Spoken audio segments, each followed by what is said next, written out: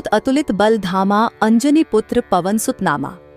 हनुमान जी जो राम भक्ति और शक्ति के प्रतीक हैं, उनकी कहानियां हम सभी ने सुनी हैं।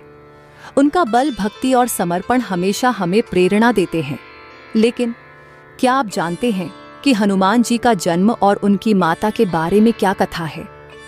आइए आज हम उनकी माता अंजनी माता की कहानी सुनते हैं।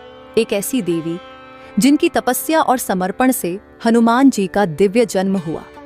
तो एक बार हनुमान जी नाम लेकर शुरू करते हैं। जय बजरंग बली। स्वर्गलोक में पुंजिकस्थला नाम की एक अप्सरा रहती थी। वह अपनी अद्वितीय सुंदरता, नृत्य कला और चंचल स्वभाव के लिए प्रसिद्ध थीं। पुंजिकस्थला देवताओं की सभा में नृत्य करके सबका मन मोह लेतीं। उनका स्वभाव बहुत मस्त मौला और हंसमुख था, परंतु उनका चंचल स्वभाव कभी कभी समस्या भी खड़ी कर देता। देवगण अक्सर उन्हें उनकी शरारतों के लिए टोकते थे, लेकिन पुंजिकस्थला इसे हल्के में लेकर हंस देती। एक बार इंद्रदेव ने उन्हें चेतावनी देते हुए कहा था, पुंजिकस्थला, तुम्हारी यह चंचलता और शरारतें स्वर्ग में तो चल सकती हैं, पर ध्यान रखना कि इससे किसी को हानि न हो। पुंजिकस्थला ने इंद्र की बात तो सुनी, लेकिन अपनी आदतें बदलने का कभी प्रयास नहीं किया।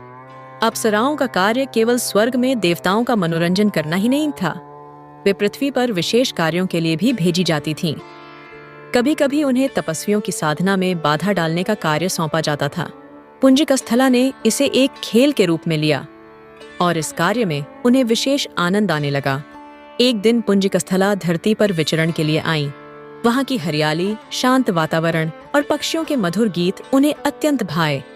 विचरण करते करते उनकी दृष्टि एक तपस्वी ऋषि पर पड़ी, जो गहन साधना में लीन थे। उनके चारों ओर तेज का ऐसा घेरा था जो उनकी शक्ति और तप का प्रमाण दे रहा था। पुंजिकस्थला के मन में शरारत सूझी। उन्होंने सोचा, इतने गंभीर ऋषि को थोड़ा परेशान किया जाए। उन्हें पक्षी का रूप धारण किया और तपस्वी के चारों ओर चहचहाने लगीं। कभी उनकी माला को खींचने का प्रयास करती, तो कभी उनके सिर के ऊपर उड़ने लगती। धीरे धीरे उन्होंने ऋषि की साधना भंग कर दी। ऋषि की साधना भंग होते ही उनके भीतर का तेज और क्रोध जागृत हो गया। उन्होंने अपनी आंखें खोलीं और तुरंत अपनी दिव्य दृष्टि का उपयोग किया। दिव्य दृष्टि से ऋषि ने यह पहचान लिया कि यह कोई साधारण पक्षी नहीं है। उन्होंने पुंजिकस्थला के असली रूप को देख लिया और बोले, पुंजिकस्थला, तुम्हारी यह शरारत स्वीकार्य नहीं। तुम स्वर्ग की अप्सरा हो, लेकिन तुम्हारी चंचलता अब तुम्हारे लिए दंड बन जाएगी।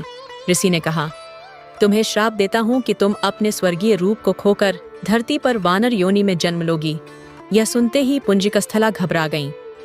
उन्होंने ऋषि के चरण पकड़ लिए और गिड़गिड़ाते हुए बोली, मुनिवर, मुझसे भारी भूल हो गई। मैं स्वर्ग की एक अप्सरा हूँ और चंचल स्वभाव के कारण अनजाने में यह अपराध कर बैठी। कृपया मुझे क्षमा करें। ऋषि ने उनकी प्रार्थना सुनकर कुछ नरमी दिखाई और बोले, पुंजिकस्थला, तुम्हारे इस श्राप में भी एक उद्देश्य छिपा है। जब तुम धरती पर वानर योनि में जन्म लोगी, तो भगवान शिव की तपस्या करके उनकी कृपा प्राप्त करोगी। तुम्हें एक दिव्य पुत्र प्राप्त होगा, जो संसार में महान कार्य करेगा और तुम्हारे जीवन को धन्य बनाएगा। यह श्राप तुम्हारे लिए आशीर्वाद बन जाएगा।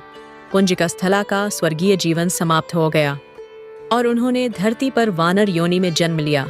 उनका नाम अंजना रखा गया। उन्होंने वीर और धर्मपरायण वानर राज केसरी से विवाह किया। अपने पिछले जीवन की स्मृतियों के साथ अंजना ने भगवान शिव की तपस्या करने का निश्चय किया। वर्षों तक कठिन तपस्या करने के बाद भगवान शिव ने उन्हें आशीर्वाद दिया कि उनका पुत्र उनका अंश होगा, जो संसार में राम भक्त और महान योद्धा के रूप में प्रसिद्ध होगा। अंजना ने भगवान शिव के वरदान से एक तेजस्वी पुत्र को जन्म दिया। उस बालक का नाम हनुमान रखा गया। उनके जन्म के साथ ही अंजना का श्राप समाप्ति हो गया। हनुमान जी ने अपने जीवन से न केवल अपने माता पिता का नाम रोशन किया, बल्कि भगवान राम के सबसे प्रिय भक्त और संसार के महान नायक बने।